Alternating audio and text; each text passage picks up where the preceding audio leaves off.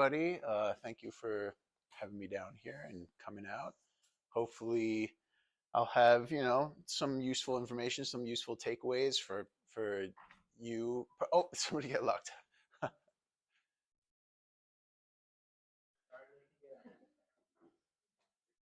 How you doing? Yeah. So I was just saying, my name is Ben Samuels. So basically, I do community outreach with College Invest. Maybe you've heard of us. Maybe I get a show of hands. Who here has heard of College Invest? Okay, that's a pretty high percentage. Probably higher percentage than in a lot of presentations that I tend to do. So that's good to hear.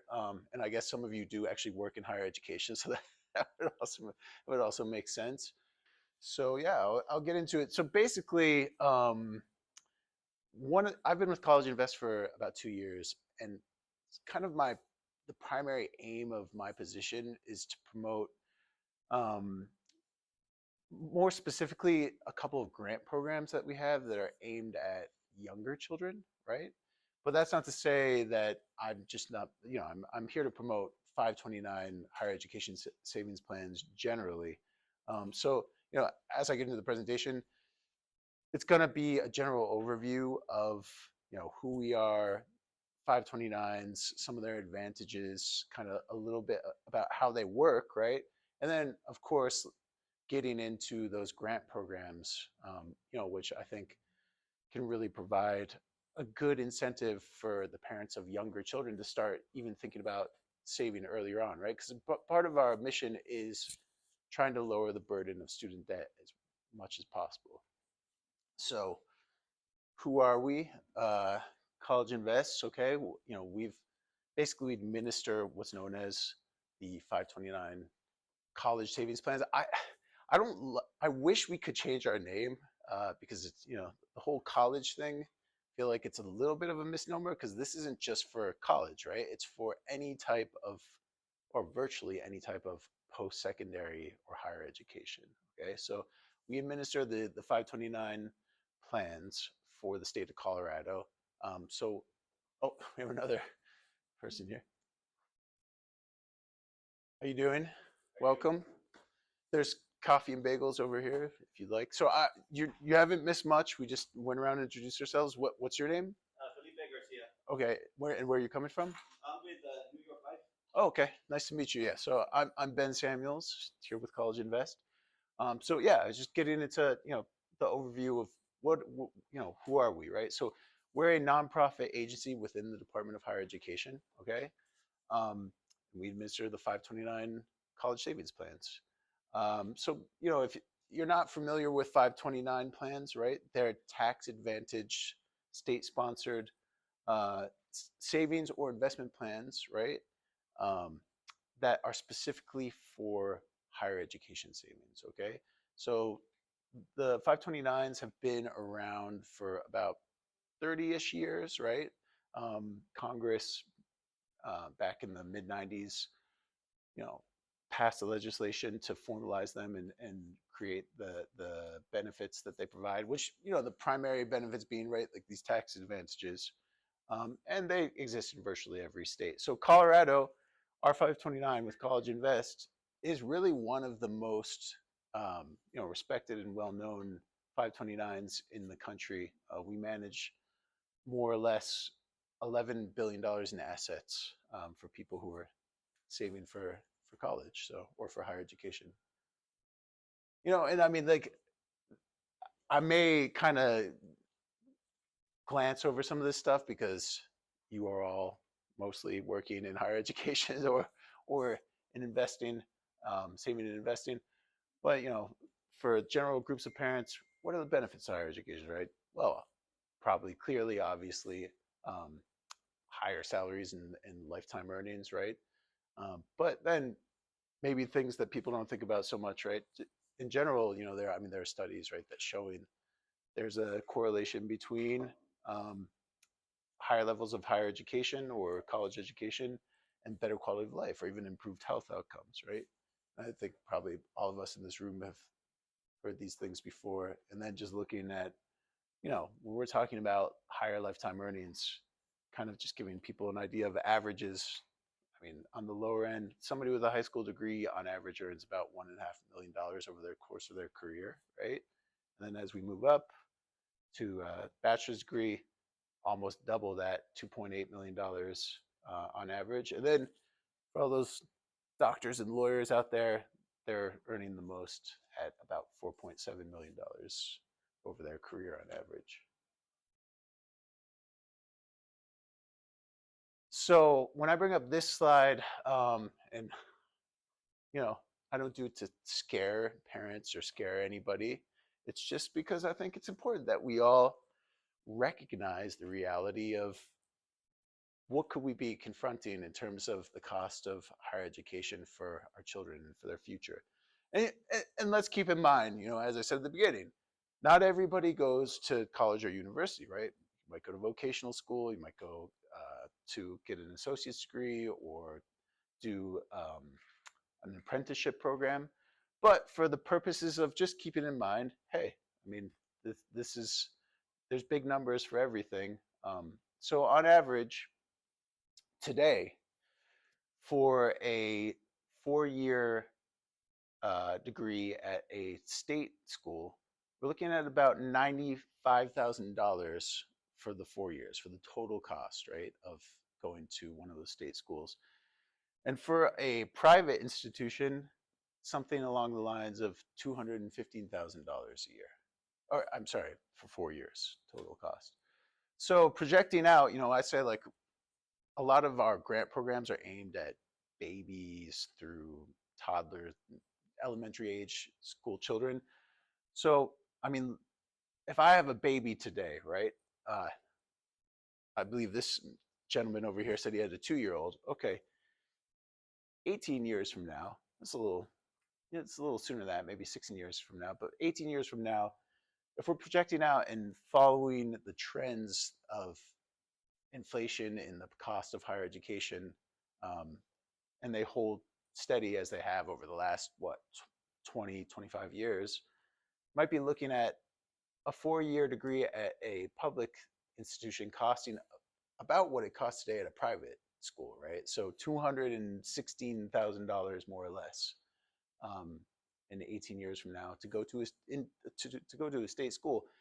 And it's kind of hard to wrap your head around, but for a private school, might be something along the lines of almost $500,000 for 4 years at a private institution.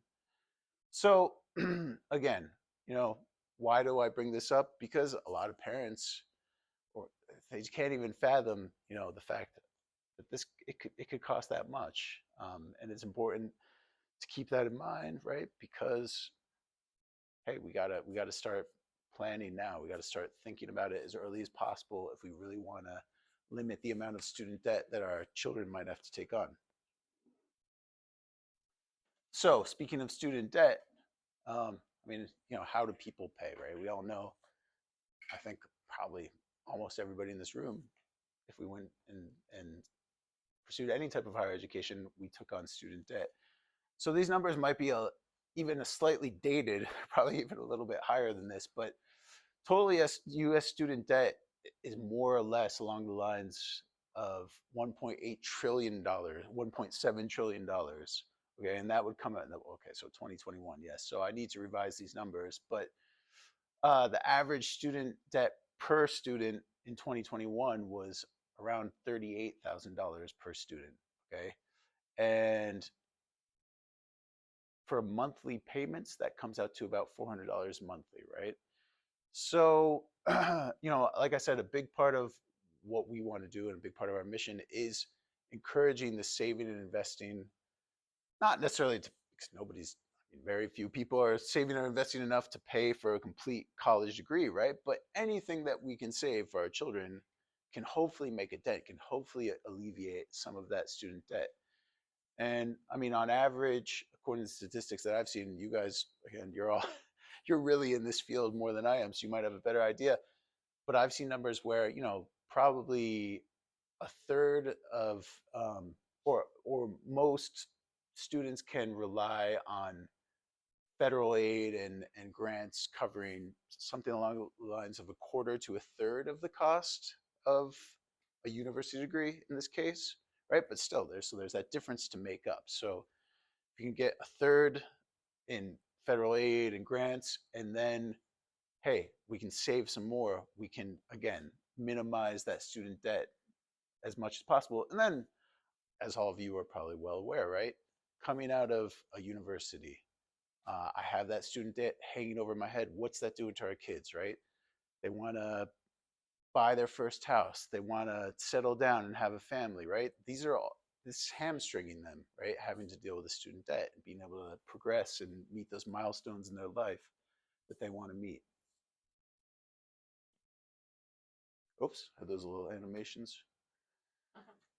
So I have a 9-year-old and 11-year-old, right? And it's kind of how I feel every time I talk about this stuff.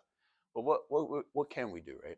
So what I always say is that the answer is kind of it's simple and complicated at the same time, right? Because simple in the sense of, hey, you know, just let's start saving as early as we can, just little by little. Anything that we can kind of squirrel away, I can't repeat it enough, right? I mean, it can have a bigger difference than a lot of people or a lot of parents would think, right? It's complicated, right? Because we're thinking, okay, well, yeah, sure, that's easy enough, except I have my retirement. I have, my it's just monthly expenses, got to pay the mortgage, got to pay the rent. Hey, I mean, how am I going to save that much? So first, hey, well, I mean, if we can have a plan, some budget, I mean, it's like for any big project in our life, it can help, obviously. So um, according to statistics, families that do have a plan specifically for saving for college or university or higher education, whatever type of higher education it is, borrow on average half as much as families that don't. We have a stat that we really like that we cite quite a bit, and there have been several studies on it, that um, kids whose parents have put away something, right? And this is regardless of socioeconomic status. It is not necessarily the amount of money, but if they have an account and the kids are aware that their parents are saving specifically for higher education, those kids are 7 times more likely to pursue some type of higher education, right? So I'm assuming, right, it's about that creating that expectation, right?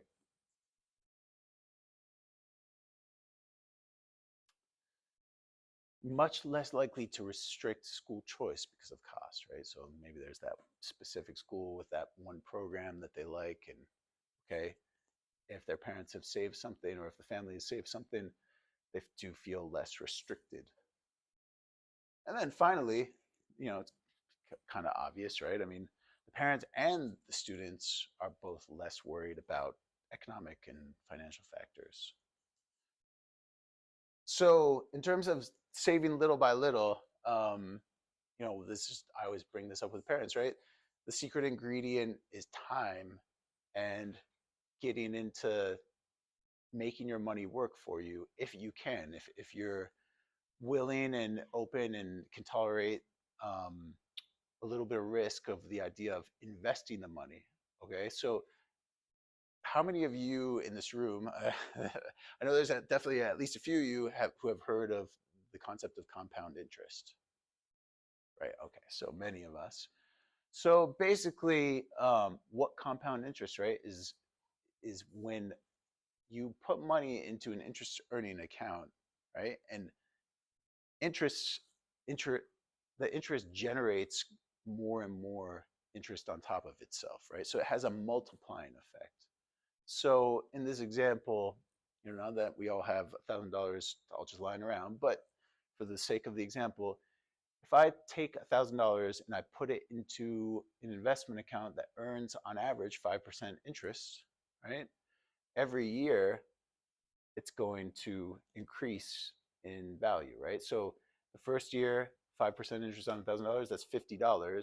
And then as you see going year by year, that amount of interest gradually increases, right? So that's all that's happening. If I leave the money in an account and just don't touch it for 5 years and it's earning on average 5% interest, at the end of 5 years, I'll have made, almost $300 in interest without doing anything. And this effect becomes more and more visible and more powerful over time. So I like to compare it a little bit to like a snowball effect. I remember like watching cartoons when I was a kid where it's like, a little snowball at the top of the mountain is rolling down, just accumulating more and more, faster and faster. So if I leave that $1,000 in an account earning 5% interest for 10 years, just don't touch it, I would have $1,600 more or less after those 5 years. And for even longer, 20 years, don't touch it, just leave it there, earns an average of 5% interest. I have 2.5 times as much money after those 20 years, right? So to put it into sort of a more practical example, not that like the choice is so stark, but just not like people are like, yeah, screw college, go coffee, but right. I mean, I think we all have little habits or indulgences. We consume. Like I have lots of friends and family or coworkers where they really go out every day. They get that Starbucks, they get that coffee, and this is being extremely generous to Starbucks in this case because that that would be a steal. Yeah, right. But okay, so let's say I go every day to Starbucks. I get a coffee for 2.75.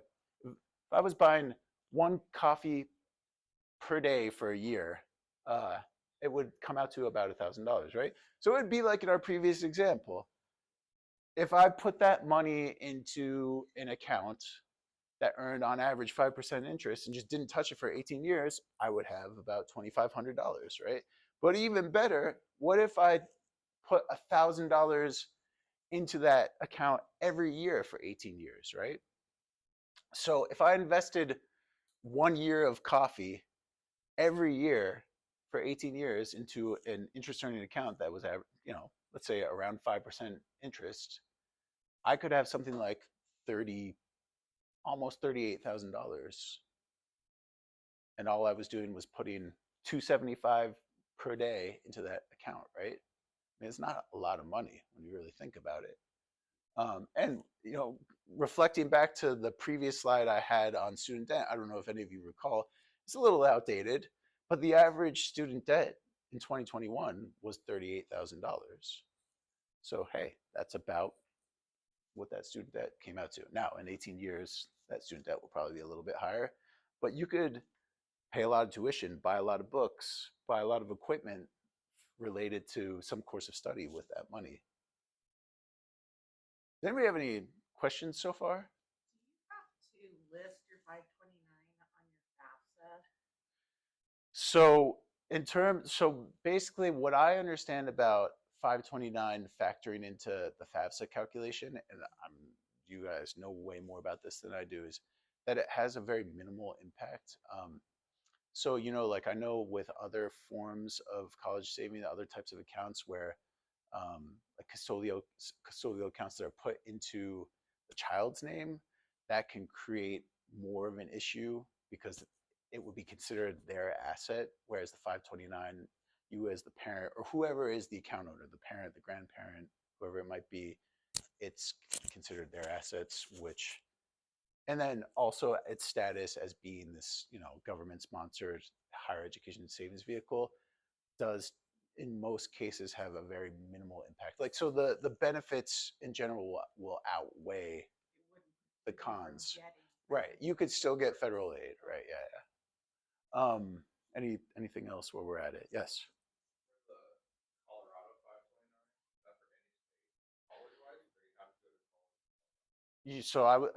That's a super common question. Right. You can use these funds anywhere. So just because it's a state, a Colorado state sponsored plan, you're not restricted to schools in Colorado. You can even study abroad, assuming it's an accredited educational institution. So like do a lot of presentations for Spanish speaking families, and I'll get that question like, well, what if we go back to wherever we came from, like Mexico or Peru or wherever it is?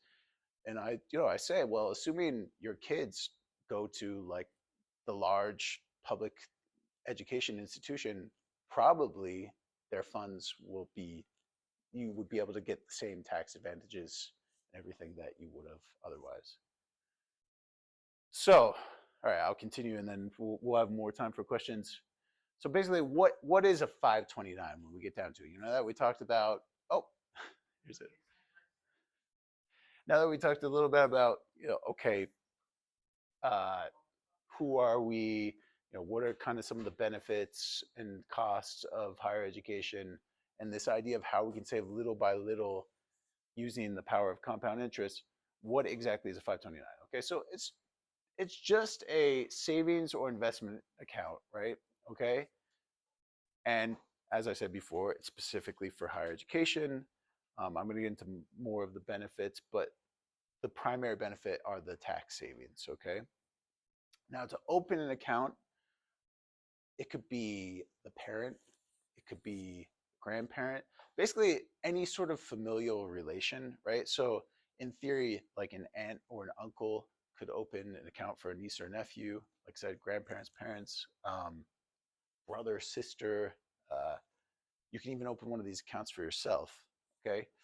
Um, Really, the only requirements are you have to be at least 18 years old and have either a social security number or the tax identification number.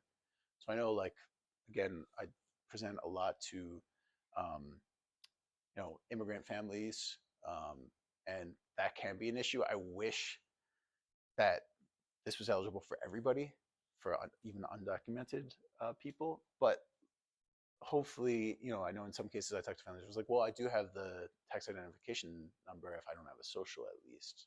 Um, what else? To apply, you there's a few ways of doing it. I'm going to get into our account types, but people primarily open these accounts through our website. And opening an account is really straightforward.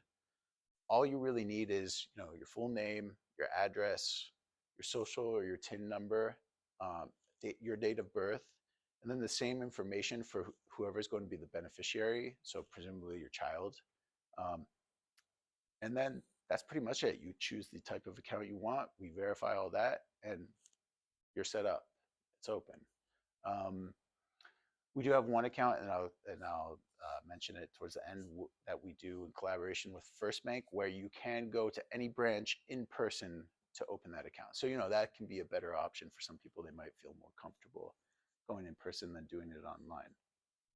Want to open one of these for every child or grandchild independently, or could you put it all in So one lump sum? you would, I mean, in the majority of cases, you would be opening it for each child. Now, I was going to get into that, but no, it's okay. These are all, these things come to mind right away. So you can open as many accounts as you want, right? You could even there could be multiple accounts open for one single child if they're different account owners. So you could have, there are cases where like a grandparent will open an account for the child, and then the parents will too. And like, particularly in the case of our grant programs, you have to be either the parent or legal guardian of that child to participate in those grant programs, or you have to be claiming them on your tax return. So like that could be an example of, hey, the parents open an account, but also the grandparents want to chip in. Uh, but yes, so let's say you have two accounts open, right? One for each child. You have two children, and one child decides not to study. Or let's be more optimistic. They get a huge scholarship and they don't even need that money because it's basically just a full ride. Well, then in that case, you can consolidate those two accounts under the other child's name. So that is one of the benefits of these accounts. One of the parts of their flexibility is that you can change the beneficiary at any time with no issue at all. Okay, somebody else's name. So that, speaking of, I think I was going to get into benefits. So what are the benefits of the accounts, right? Well, as I said, probably the big one for most people is taxes, right? So you save on federal and state taxes with these accounts. So if you put the money into an interest earning account, right? As long as you're withdrawing and using the funds for higher education expenses, it grows completely tax free. So, I mean, that can be a huge, huge savings. Another thing is that you can take whatever you save every year into this account, you can take a tax deduction on your Colorado state tax return. So those are the sweet tax benefits. In terms of other sort of advantages or benefits, again, I mentioned the beneficiary flexibility, right? So at any time, if for any reason you want to change who that beneficiary is on that account, totally seamless, no problem whatsoever.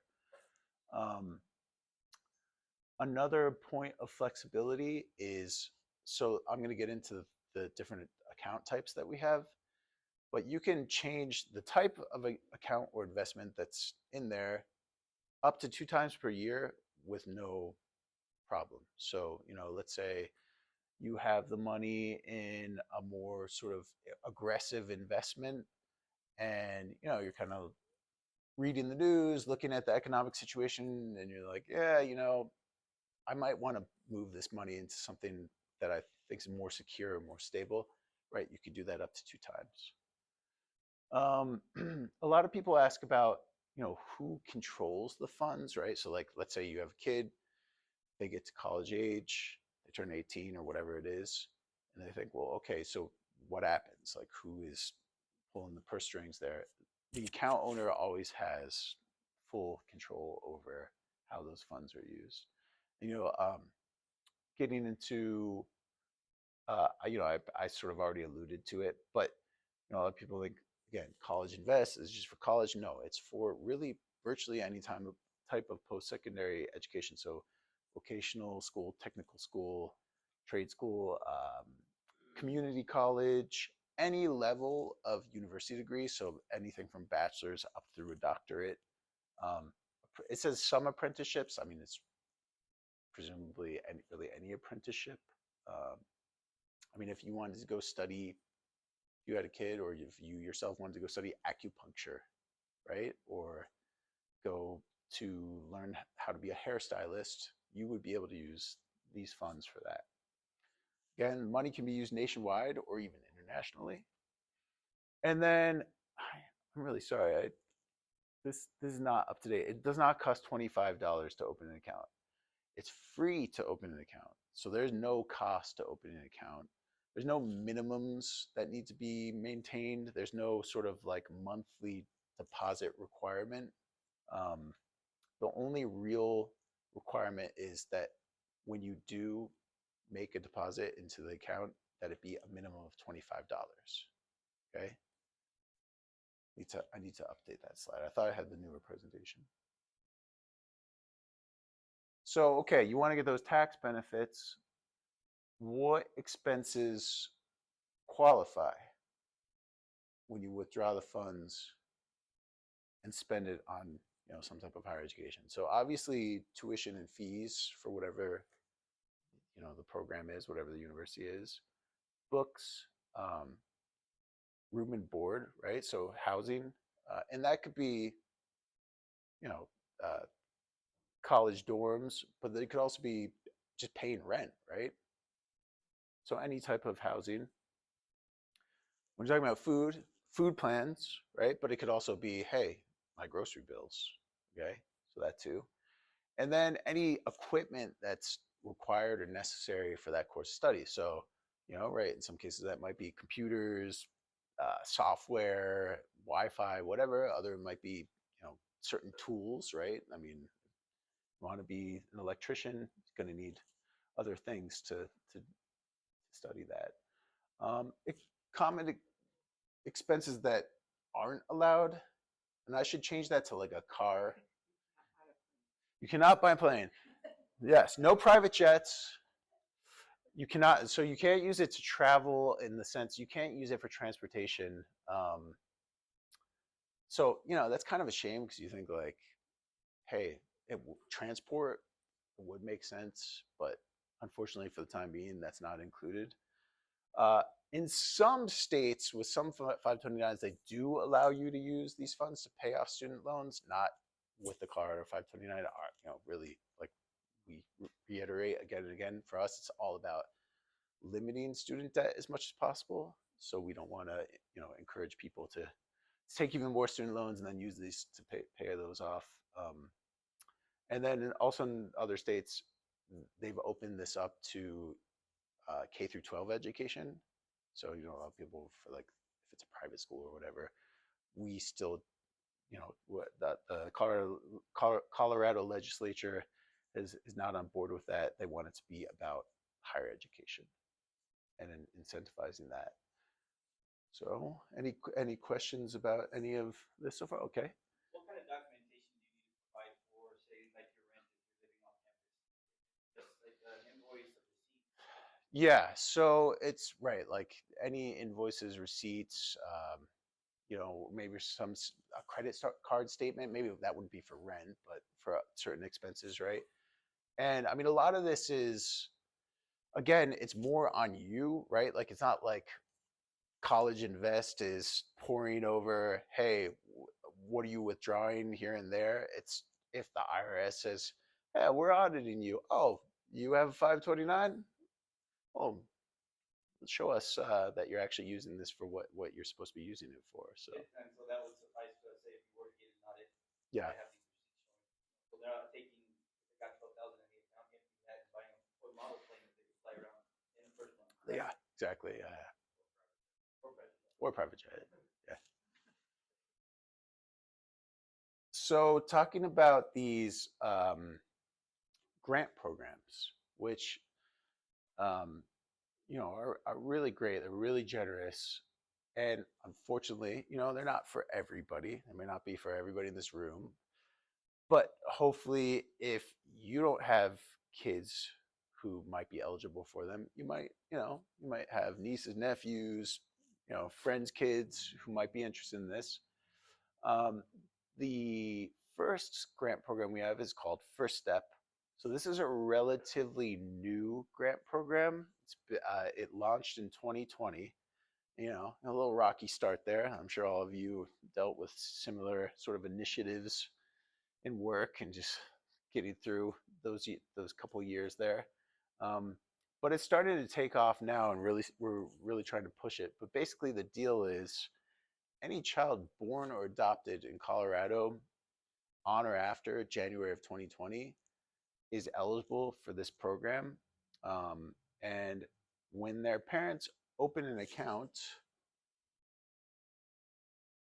right, their parent, their guardian just has to open an account with CollegeInvest and then provide us with obviously that account number and then also the birth certificate number or the adoption papers so we can verify that they're born or adopted on those dates in Colorado. They'll be enrolled in the program, right? So it's pretty straightforward.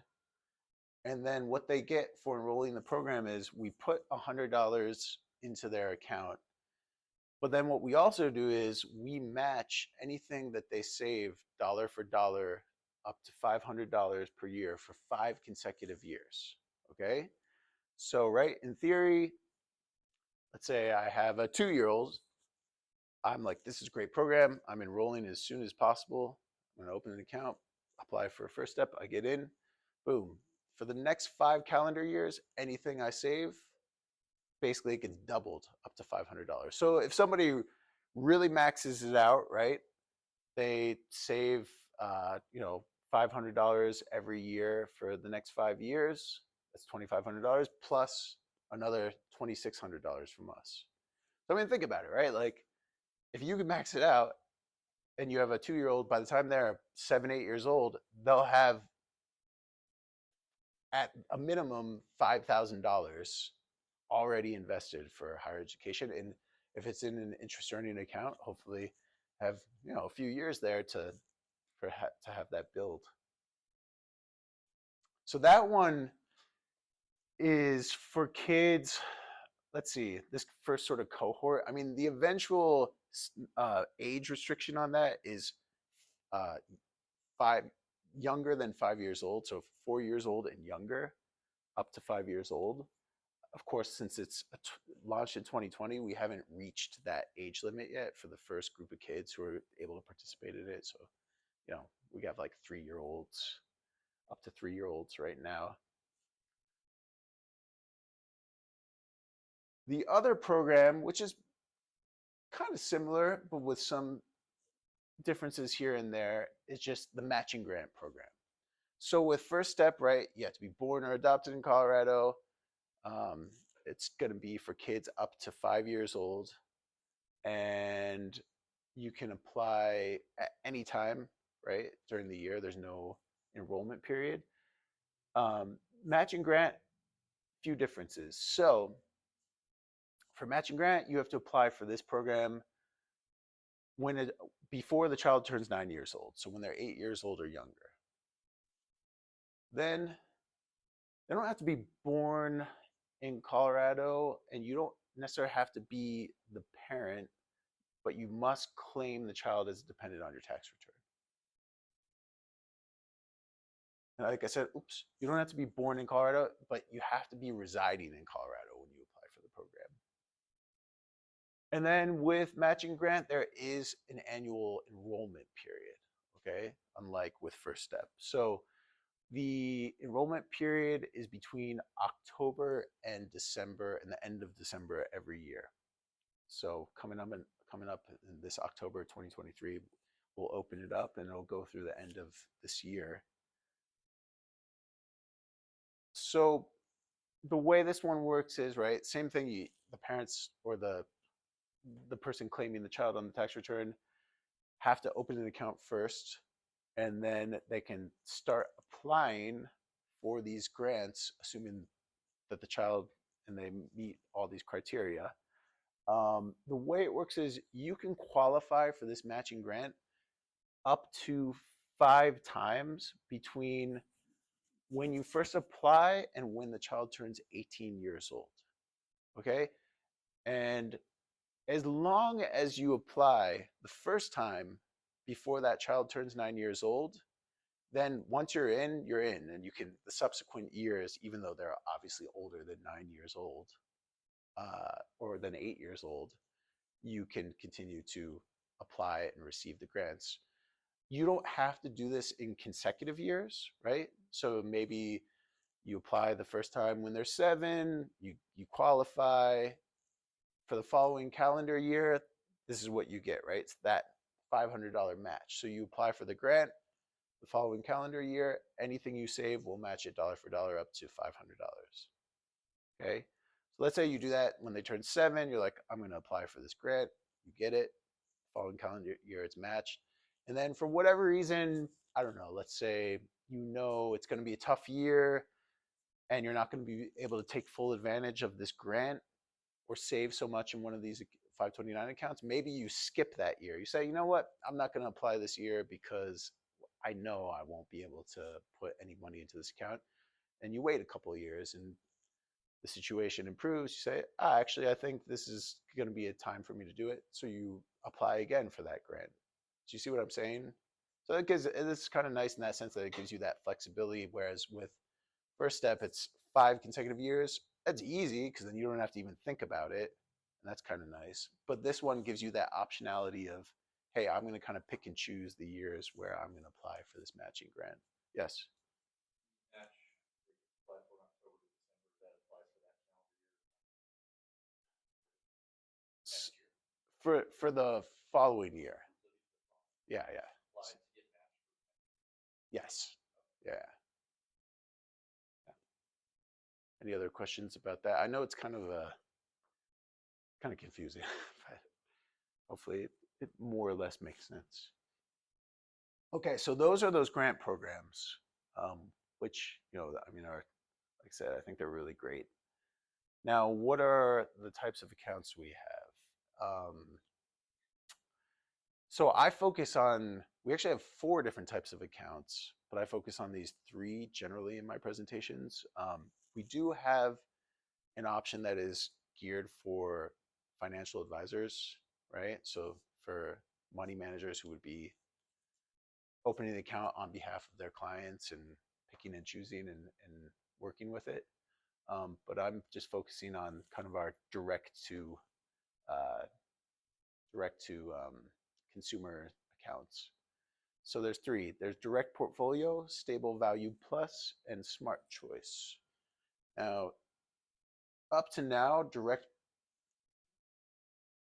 portfolio is our most popular account. Now, I guess this is kind of confusing. So when I say, well, first off, these are investment accounts, okay? When I say managed by financial advisors, what I mean is that when I'm doing this presentation for many families or parents, I talk about our age-based options. So for people who are not so familiar with investing, right, they're managed by Vanguard, by financial professionals of Vanguard who um, provide these portfolios, and then obviously it's they're the people who are picking them don't have to worry about choosing the type of investment or adjusting the investments. Um, we do have options through a census where, like, if you feel like you're knowledgeable about investing yourself and you want to choose the types of funds or how that money is invested and play around with it, that's also an option.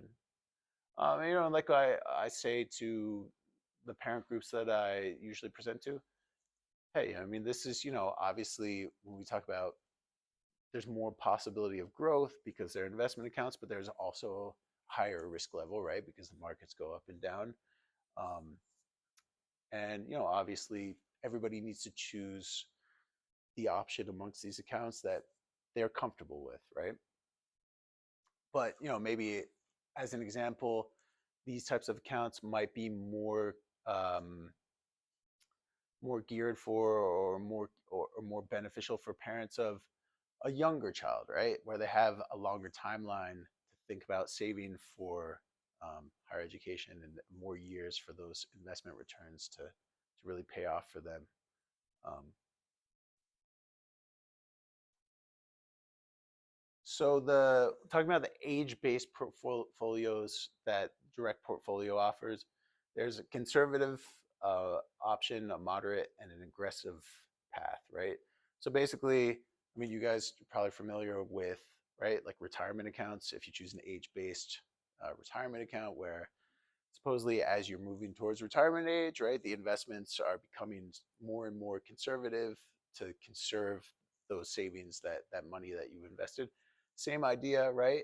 But on a shorter sort of timeline. So like if I choose, I don't even remember how I heard about these 529s, but I knew about them when my son was born. And I was like, I'm going to do that.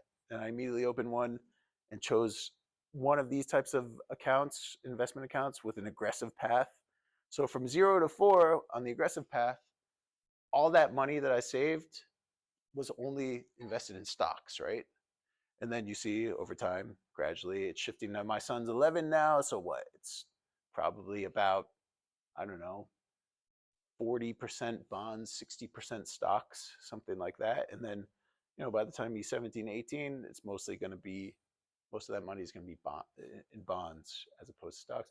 Or if I'm looking at the conservative option, by the time that child gets 17, 18 years old, I mean, a lot of that money is just in cash. It's just liquid or money market, right? So that gives you an idea about those.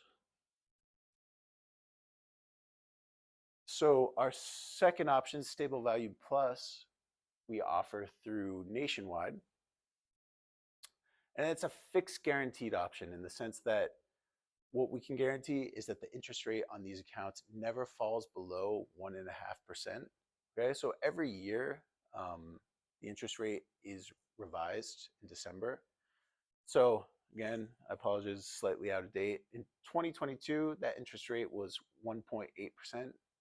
For 2023, it's about the same, 1.8, 1.9%. Hopefully, it'll go higher. I wish it was higher. But the guarantee, right, is that no matter what, it'll never go below 1.5%. So that's pretty good. Hey, when you're getting a little bit of interest, hopefully it's beating, what a normal like CD would offer. And yeah, so it offers a really secure option, but it still has hopefully a pretty favorable interest rate compared to other forms of saving. And then the final option is Smart Choice, which I think I'd mentioned earlier we offer through First Bank. So the big difference between this account and the previous two is the previous two you would go online, right, to open them. With this account, you can go in person to any branch of First Bank, right? And it's just money market and CD accounts, right? So very, very stable, very traditional forms of saving.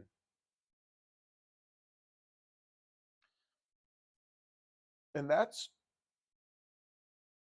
really all I have. What any other questions? Any other thoughts? Yes. So let's say you take a positive scenario, you have one kid, Mm-hmm. and your kid gets scholarships, doesn't or goes to the military, doesn't use money. Sure. What happens to the money? So this is probably the number one question, right, on most people's minds.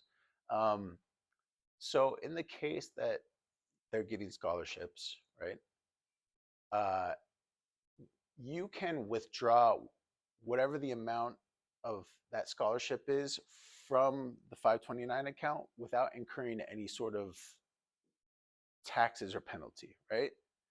But I think what you're really getting at is like, okay, so what happens if, just generally, if my kid can't use this money for higher education for whatever reason? So I have a few answers to that question. One, there's no expiration date on these funds, right? So like a lot of people are like, well, yeah, what if they don't want to do anything with it? Yeah, well, I mean, an 18-year-old is probably has different opinions and different ideas about what they want to do than like, let's say, a 23-year-old.